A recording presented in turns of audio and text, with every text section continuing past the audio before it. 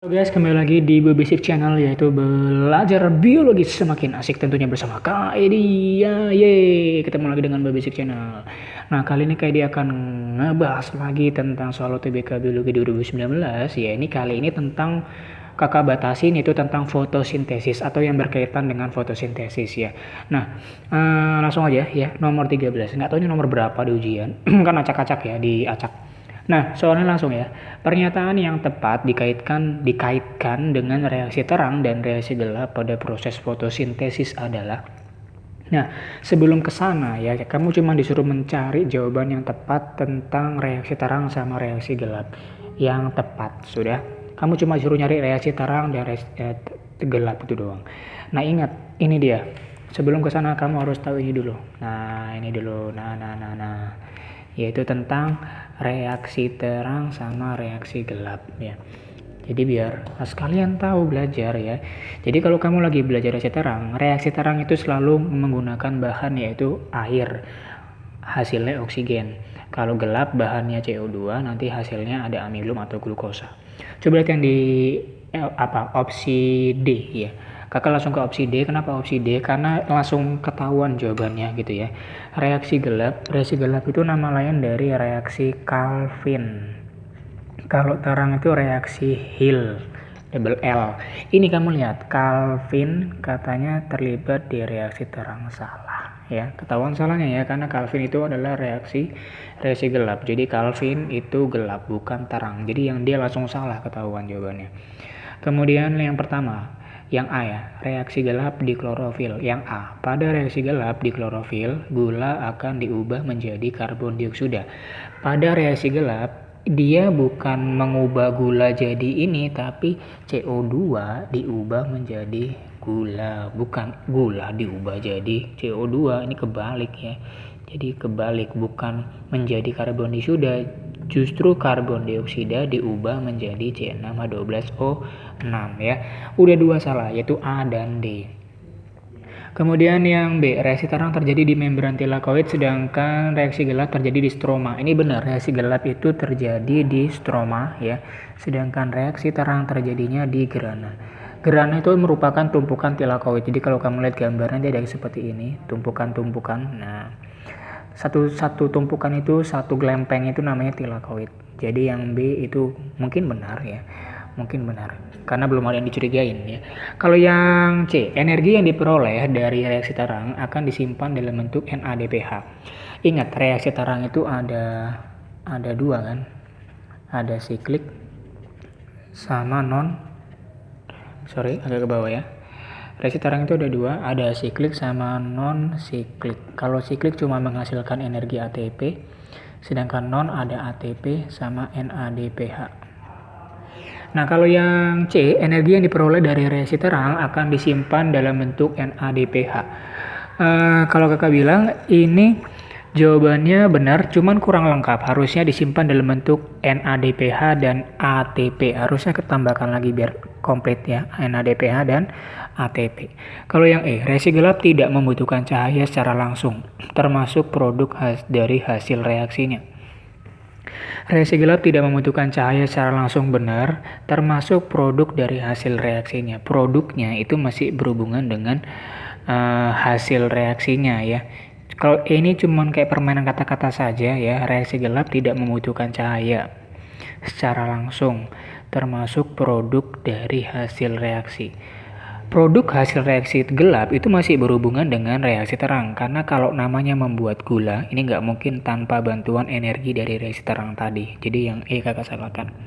Maka jawabannya yang B ya, ketahuan. Ini mah ketahuan jawabannya. Reaksi terang terjadi di membran tilakoid, sedangkan reaksi gelap terjadi di stroma. Stroma gelap, sedangkan terang grana. Nama lainnya Calvin kalau gelap, kalau terang Hill ya. Oke, lanjut ke soal yang selanjutnya ya. Soal yang selanjutnya ini masih berhubungan dengan fotosintesis ya. Jadi nggak ada, masih berhubungan sama fotosintesis.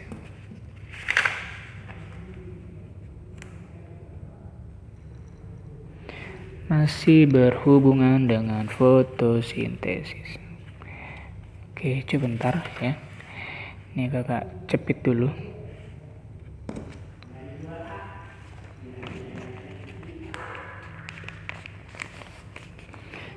Oke. Oke.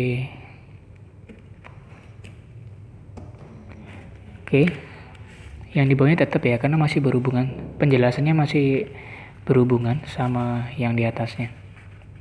Sama yang tadi ya, tipe soalnya sama. Oke, langsung aja ya. Nah, ini dia. Pernyataan yang benar untuk membandingkan respirasi dan fotosintesis. Yang namanya fotosintesis sama respirasi itu merupakan suatu reaksi keterbalikan.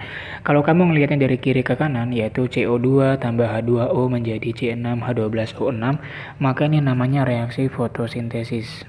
Tapi kalau kamu balik C6H12O6 tambah O2 menjadi CO2 dan H2O, maka ini merupakan tahapan respirasi. Kita bahas dulu ya, pernyataan yang benar untuk membandingkan respirasi dan fotosintesis. Kalau yang A, oksigen merupakan hasil samping fotosintesis. Fotosintesis maka dari kiri ke kanan ya, oksigen merupakan hasil samping dari fotosintesis, tetapi bukan hasil samping dari respirasi. Benar, respirasi itu bukan hasil sampingnya O2, justru O2 itu merupakan bahan ya. Ingat, respirasi dari kanan ke kiri. Maka ini bahannya, ini hasilnya, itu respirasi. Kalau fotosintesis, ini bahannya, ini produknya.